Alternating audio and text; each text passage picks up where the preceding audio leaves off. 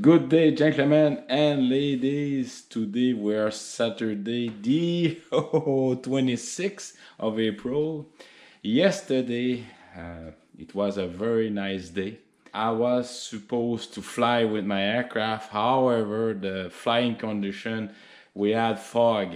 We didn't able to see even 200 meters in front. So that's roughly 300, 600 feet, something like that. So on the way back in the afternoon, the fog clear out, and I work on my land, on my small lot, city lot. I clean all my grass with my snowblower and my John Deere lawnmower, and I use my STIHL leaf blower. And I packed up all the grass around the tree, so everything is fine. However, as you can see, I still have that snowbank, which is roughly 3 feet high and getting diminished and more. On Wednesday, they call it from 20 degrees Celsius. So for you folks who were saying that in April the snowbank will be melted, well, it's not happening. Ice under that, so it's gonna be tough going.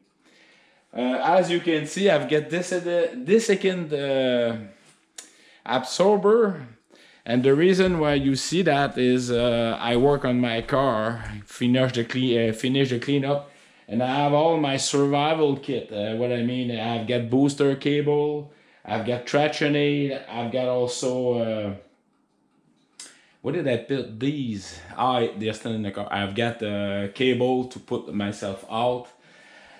I've got also a war glove, orange vest. I've got also a triangle warning sign. I've got also my candle and a compressor. I've got my entrenching tool. First aid kit also. So it's all flashlight also. It's in down there. The reason why I'm pulling out is I did an inspection on them, and now I'm drying them because of course condensation form over the cold month that we have. So that was just a spill. So let's go inside my garage for this the main subject of my video. All right, cheers. As you can see, it's only 4 degrees Celsius outside. However, yesterday was really nice, and after I clean up my backyard, you can see the grass is starting to grow.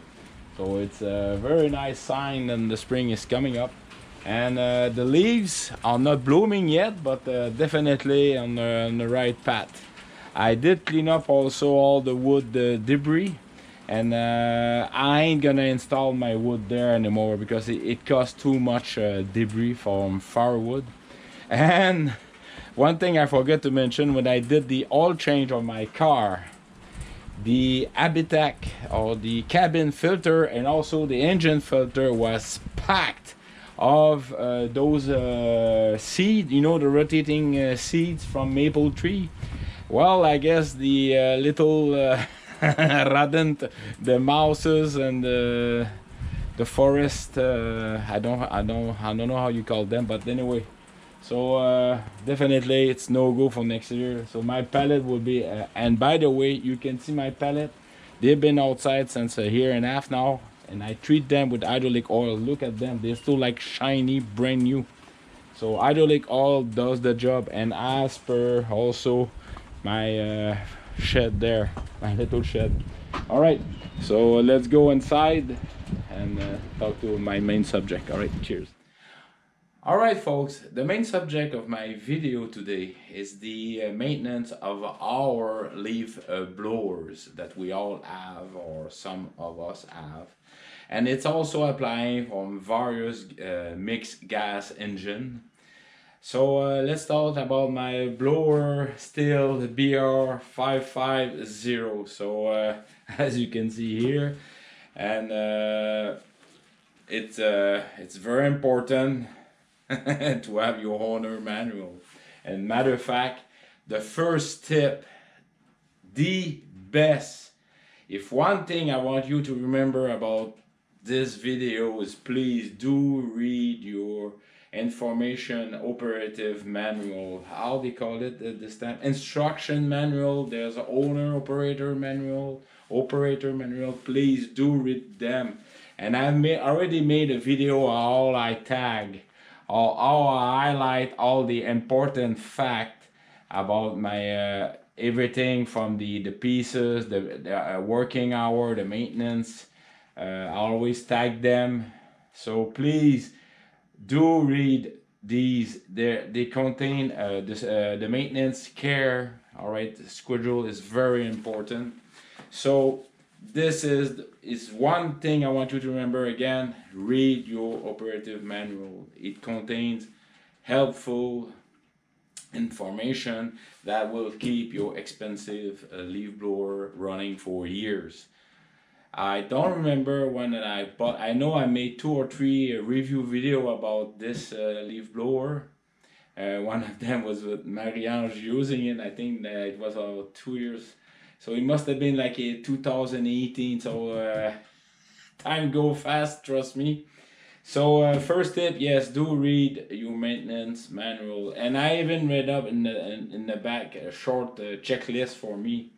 Read your maintenance. Okay, the fuel mix. Now, this is one thing. If you want to keep your engine running in very good condition for years, do take the time to use the proper fuel. Try to find a place where you don't have ethanol. If you're stuck like me now, they don't sell non-ethanol fuel now. We're stuck with that, and hopefully it will be changing soon. Please do use high octane fuel. And when you buy it brand new, most engine use the fuel mixture is 140. All right, folks, on page 11, I had 140. I know other chainsaw, I think it's 140, but I always refer to my manual. Gasoline, oil, still 50:1 or equivalent high quality oil. So there's the table there. So please do basically use the proper fuel mixture. However, what I do, I put more oil at the beginning of the engine. Why I do that? Because that's the braking time of the engine, and by over lubricating it, it will help just for the first, let's say 8 to 10 hours. Like you're burning your 4 liter or your gallon of fuel mix. And by the way, only mix sufficient fuel for a few days work, not exceeding 30 days of storage. If you do have additive on the fuel, then you're okay. But that's my second tip. Please do mix properly your fuel. And now talking about fuel, check your spark plugs also. What's the condition of your spark plug? All right. The third tip, look for loose item. All these things vibrate a lot, so do check for loose item all around. It could be the tube. Make sure your trigger system is working good. Make sure then your shut off is working good too. All right, make sure to cut the engine off. So please do look at your all the loose items, screws, also the heat, that's for not getting burned, and everything around. Okay, now about the loose item, make sure then all the entry point of air, like here on the side, here too, and the fan side is free of clutter or dirt. What I do is I use compressed air, so that way the fan doesn't have any obstruction. All right, so I have a maximum efficiency on the air. The cable, the starting of the cable, make sure, all right, is in good condition. You don't want this wrapped around yourself when you're pulling it, like it happened to me on a very long time ago on the slow blower. Now, as you just witnessed, always close on the compression stroke your engine. Why that? If you close the engine on the compression stroke, the both valves are closed, so there's no ambient air going inside your inside the engine, so no corrosion will occur or less. All right, so that's another important fact. Like I told you, it's vibrating a lot, so please do check your rubber mount. On this engine here, there's two rubber mount here, and there's one like on each side, and make sure they're not cracked and they're still working good, because you don't want to have that vibration in your back. Now talking about the vibration, make sure that your cushion are in good shape. They're not dirty, of course, but they're still doing their job. You don't want to be exposed to excess of vibration on yourself. All right. I'm just thinking about something, but I'm not allowed to say. All right. General cleaning. Yes. In my case, like I told you, I have it almost close to 10 years now. I have to look. It's looking like you can see I've got marks, and I'm working on it. I spend at least, I'm filling up that tank easily 3 times or 4 times a year. So one tank will last me at least 2 hours, maybe 1 hour. Well, maybe 1 hour. Let's say 2 hours. It depends on how much I'm using it. But definitely I've got few hours behind. So yes. I do use wax.